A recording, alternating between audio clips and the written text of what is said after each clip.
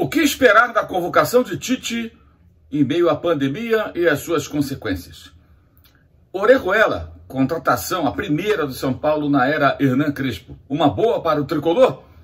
E o Flamengo com seus garotos na estreia no Campeonato Estadual. Lições podem ser tiradas daquela partida, vitória sobre o Nova Iguaçu por 1-0? São os temas do nosso vídeo de hoje. Vá até o final dele e vamos nessa. A convocação para as seleções pelo mundo está muito comprometida.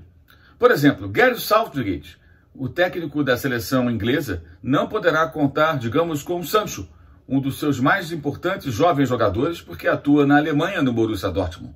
Southgate não poderá chamar esse jogador por uma simples razão. Se por acaso Sancho sair do território alemão e adentrar o Reino Unido, ao voltar terá que ficar em quarentena.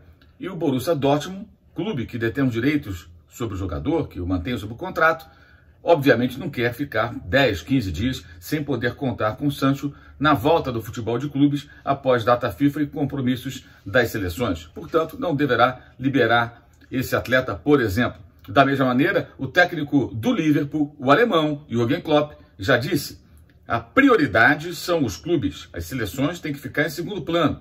E não podemos ficar cedendo jogadores que viajar por aí pela Europa, por outros lugares, para outros continentes e que podem voltar eventualmente infectados pelo novo coronavírus, com a Covid-19. E isso, evidentemente, se torna ainda mais ameaçador se esses jogadores viajarem da Europa para atuar na América do Sul, ainda mais no Brasil, onde o cenário é bem pior do que na maioria dos países. Nenhum clube lá de fora quer que seus atletas, sob contrato, saiam para jogar em território brasileiro, adentrem o Brasil.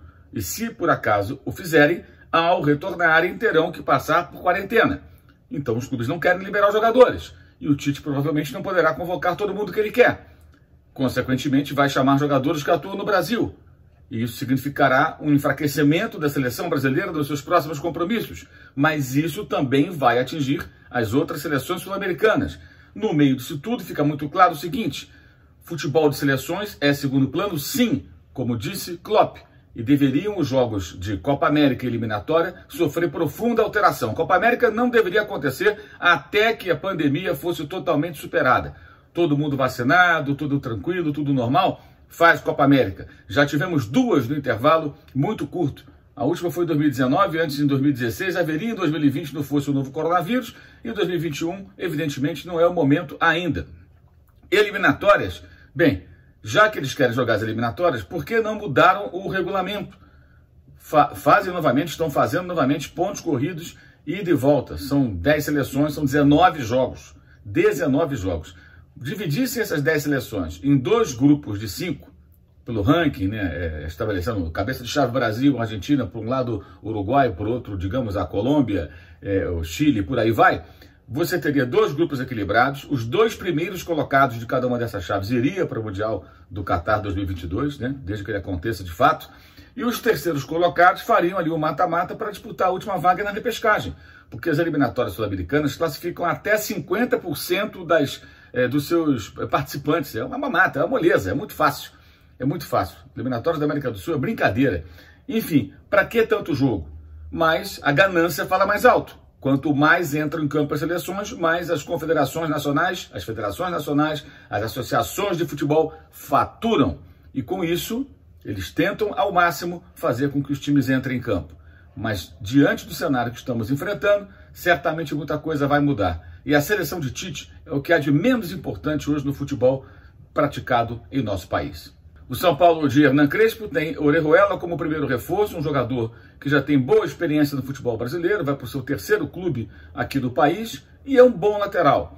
Com a saída de Juanfran, chega um atleta com mais força para atacar, para agredir, para fazer as jogadas pelo lado, mais jovem e que pode ser interessante como reforço num cenário em que o São Paulo não tem recursos para fazer grandes investimentos. Tem que aproveitar as chamadas oportunidades de mercado, jogadores eventualmente acessíveis, disponíveis e que é possível contratar por empréstimo até em definitivo, sem fazer um grande investimento, sem um pagamento de uma cara multa rescisória. Essa é a saída para o São Paulo e para muitos, para todos os clubes do futebol brasileiro, então acaba sendo uma boa opção. Crespo já conseguiu sua primeira vitória ao derrotar o Botafogo, aliás, depois de empatar com o Botafogo, derrotar a Inter de Limeira pelo Campeonato Paulista, isso dá uma certa tranquilidade. Foi uma goleada, o jogo foi fácil e tudo mais. Aos poucos o técnico vai ajustando, mas vamos com calma. Já quem diga que percebe-se as mudanças feitas pelo treinador, ora bolas. Na quinta-feira da semana passada, ele assistiu o São Paulo fazer sua última partida pelo Brasileiro contra o Flamengo do Morumbi. Aí teve a sexta-feira, o sábado, domingo já entrou em campo. Ou seja, um período muito curto para fazer a sua estreia. E depois um jogo na quarta-feira. Acho que ainda não deu tempo. Deu tempo de conversar, um treino, 2, explicar aos jogadores o que quer, mas até atingir aquilo que de fato pretende o técnico argentino, isso vai levar um certo tempo. Vejamos como ele vai se sair. É uma, digamos, equipe interessante para nós acompanharmos, pelo fato de São Paulo ter um legado, isso mesmo, um legado do Fernando Diniz. Tinha uma forma de jogar, tinha características de jogo. Existem movimentos ali que foram exaustivamente ensaiados pelo ex-treinador tricolor e a informação que temos, até por parte do Muricy Ramalho, que é o coordenador de futebol de São Paulo, é que Hernan Crespo vai aproveitar o que Fernando Diniz deixou e tentar aprimorar e colocar ali o seu tempero, as suas ideias, a sua proposta de jogo, mas sem jogar no lixo aquilo que foi feito durante o longo trabalho de Diniz à frente do elenco do São Paulo. O Flamengo tem seus jogadores de férias, eles só voltarão no dia 15, portanto terão ao final aí desse período aí mais de 2 semanas de descanso, e fez assim a sua estreia no Campeonato Carioca contra o Nova Iguaçu, terça-feira à noite no Maracanã, com uma equipe formada por jogadores da base, garotos, juniores e alguns que já estão incorporados ao time profissional. Não foi uma boa atuação, coletivamente o time deixou a desejar. Lázaro, um dos nomes mais promissores do elenco, foi amarrado ali na ponta esquerda, né? É um jogador que atua melhor, solto, livre para se movimentar atrás do centroavante, caindo pelos lados, vindo pelo meio, jogou como um ponta esquerda. Isso sacrificou e muito, me pareceu, o rendimento desse atleta. O Flamengo mostrou ali alguns jogadores que já conhecemos e que têm potencial, o caso do zagueiro Noga, que tem um bom passe longo, um zagueiro interessante, muito jovem, jogando ao lado do Natan, que já até jogou mais vezes do que o Noga entre os profissionais. Agora, algumas conclusões. O Ramon, por exemplo, lateral esquerdo, fez uma partida fraca. E havia torcedores que, empolgados com algumas atuações iniciais dele entre os profissionais, daquela emergência de 2020, durante o surto de Covid no elenco rubro-negro, queriam que ele fosse o reserva imediato do Felipe Luiz e até o titular. Alguns clamavam por isso quando o Felipe Luiz fazia uma partida ou outra não muito boa. E o reserva imediato dele é o René, jogador mais experiente, já preparado. O Ramon deixou claro ali que ainda vai precisar de um certo tempo. Não significa que ele não seja bom, não significa que ele não será promissor, que ele não será um grande jogador, nada disso. Ele pode ser isso tudo. Um ótimo jogador no futuro, mas ainda não está pronto. Ah, mas o time muito enfraquecido, né? Só garotos, pois é, que se conhecem, que tem mais conjunto.